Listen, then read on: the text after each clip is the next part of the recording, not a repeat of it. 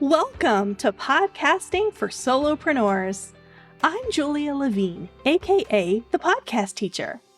As a former elementary school educator turned podcasting solopreneur, I'm here to teach you how to use your podcast to grow your online business. On this show, you'll learn proven strategies to boost your podcast's reach, attract more listeners, and ultimately turn those listeners into clients. Let's get started. Hey, and welcome back. Today, we're talking about your podcasting workflow. Do you batch all of the different tasks for a single episode together, or batch the same task together for multiple episodes? How do you get ahead on your content to prevent last-minute stress? We are diving into these questions in this episode. Let me start out by saying that there is no one right way to do this. I'm going to share the system that works well for me as someone who scripts my episodes, as well as a completely different system that works really well for one of my clients who only uses an outline for her episodes. Let's start with a process for the folks who script 80+% of each episode word for word. That's me. If you are a scripter too, you know that it is super time consuming. I would like to get to a place where I can work from a detailed outline, but for various reasons, I'm just not there yet. And I personally prefer the stress of finding the extra hours to write the script over the stress of having to retrieve words, or really attempt to retrieve words, from my brain on the spot. Scroll way back and listen to episode 11 if you would like more information on why I choose to script my episodes and whether or not you should too. Anyway, because I script, I dedicate a 3-hour block of time each week to working on my main Tuesday podcast episodes, like this one. I'll talk about how I do my FAQ Friday episodes with the second approach. I need 3 hours.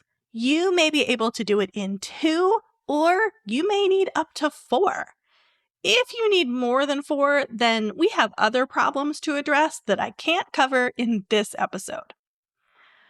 During that block, I script out my episode, record it immediately after scripting, and then edit immediately after recording.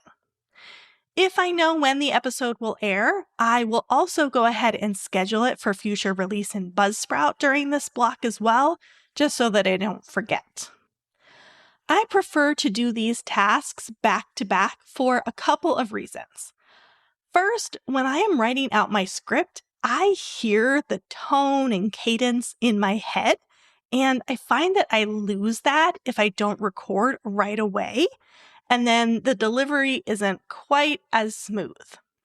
Then I edit immediately after recording because I can remember where I stumbled and what needs to be cut out.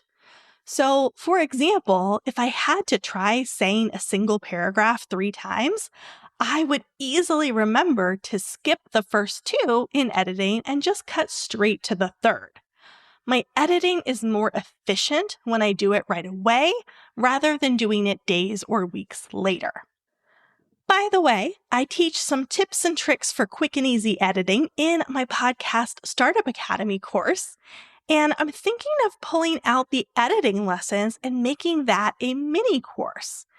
Use the Send Me Your Question link in the episode description below to let me know if that is something that you would be interested in. To stay ahead on episodes, I block out a second 3-hour block during the same week. I prefer to do 2 separate chunks, but you could do one really long session if you wanted to. Ideally, you protect both of those 2-hour blocks on your schedule, and you end up getting further and further ahead on your episodes and creating a quote-unquote bank of episodes that you can draw from when life inevitably happens and you can't create a new episode for whatever reason. If you are really good at protecting that time, you can probably just do the second block every other week. For me, I put it on my calendar every week because I have a habit of often giving in to external requests and scheduling something over top of that second block.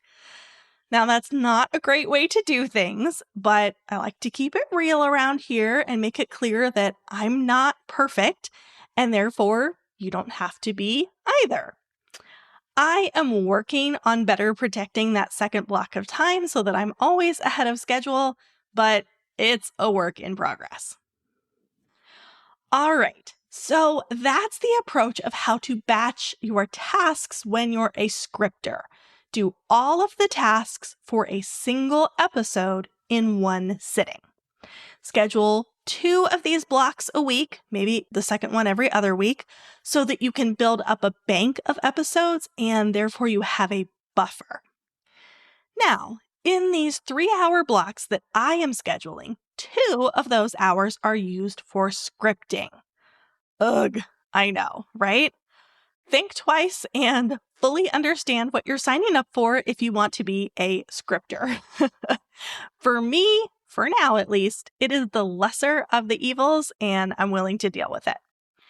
Anyway, if you are an outliner and not a scripter, you don't need those whole 2 extra hours. If you can spend 20 minutes outlining, 20 minutes recording, and 20 minutes editing, then you can get an entire episode done in 1 hour.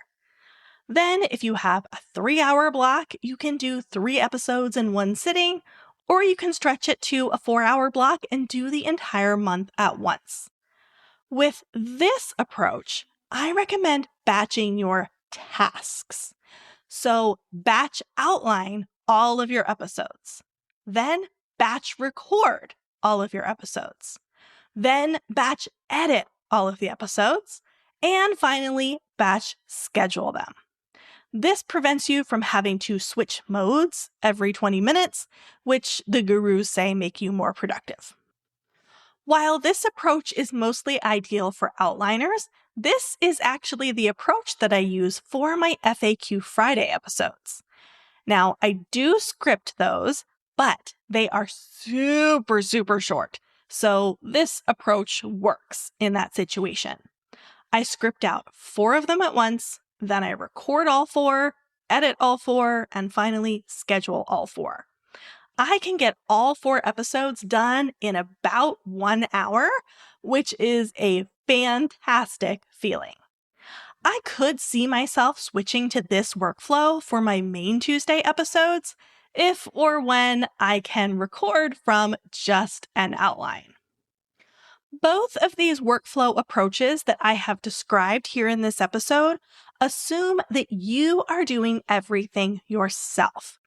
If you outsource your editing, you could get a greater number of episodes scripted or outlined and then recorded before sending them to your editor.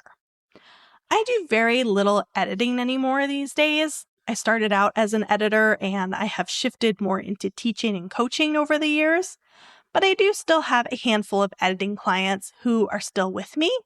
And there's one in particular who spends a few hours each month outlining and recording her episodes and then sending them to me. She loves it because she only has to think about it for a few hours and then the rest just happens automatically for her. I do the work on my end. And the system is really efficient and works really well for me too. So as you can see, there are different ways of approaching your podcast workflow. I have shared 2 popular methods here today, and maybe one of them will work for you too. Or you might come up with something entirely different. I want to make clear that there is no right or wrong way to do things. It doesn't really matter what your workflow is, as long as it works for you. Until next time, Happy podcasting.